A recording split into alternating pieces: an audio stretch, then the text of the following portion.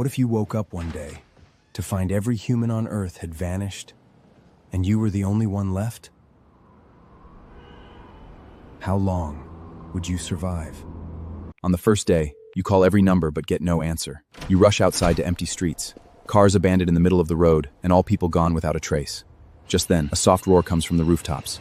Unmanned passenger planes drift off course, and countless commercial flights around the world glide through the sky gently. Chaos engulfed the world that day. Chemical plants exploded, oil tanks caught fire, and thick smoke shrouded the city. You suddenly acted on an impulse and speeding through the city streets with no one in your way. You checked into the most expensive room at the city's most luxurious hotel, feeling as if the whole world belonged to you, and stayed awake all night. A week later, the power plants stopped working one after another. The entire city was plunged into complete darkness. The power in your hotel room went out too. 1 month later, a greater disaster strikes. Over 400 nuclear power plants spiral out of control without human maintenance. Reactor overheating triggers chain explosions, and you see mushroom clouds rising. Nuclear radiation spreads globally with atmospheric currents, turning the sky an eerie grayish yellow. Another month later, the climate collapsed completely, and winter arrived suddenly. Temperatures plummeted, and weeks of blizzard swept across the city. Fortunately, Linron found a hidden shelter. He barely survived on instant noodles and soda. He was just clinging to life through the long blizzard. 3 months later, the blizzards finally stopped. Leo climbed out of the shelter and saw the whole world buried under thick snow. The once buzzing streets were now silent and desolate. He knew he had to leave the city and find a safer place.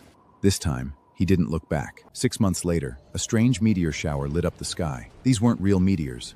They were out-of-control artificial satellites falling a breathtaking hour of beautiful. But Leo also understood that humanity's proud space age had come to an end. Human civilization was slowly fading into history. Leo settled down on a farm in the suburbs. He also learned to hunt, and he mastered how to purify water.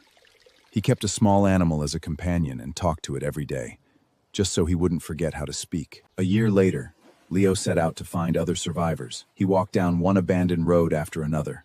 After months of searching, he found no one at all.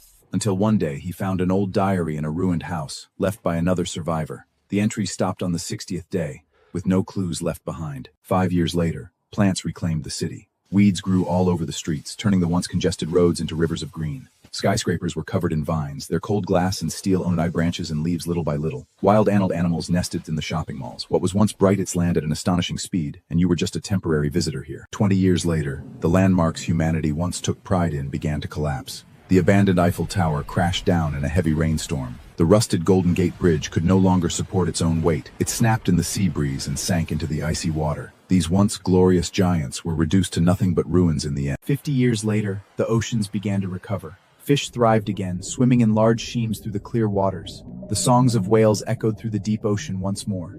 Without pollution or mass hunting, the Earth was healing itself in its own way. But the price was the complete disappearance of human civilization. Now, your hair is completely white.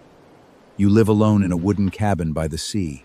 You recorded your experiences over the years, page by page. You wrote your true story into a book. The book is called The Last Human.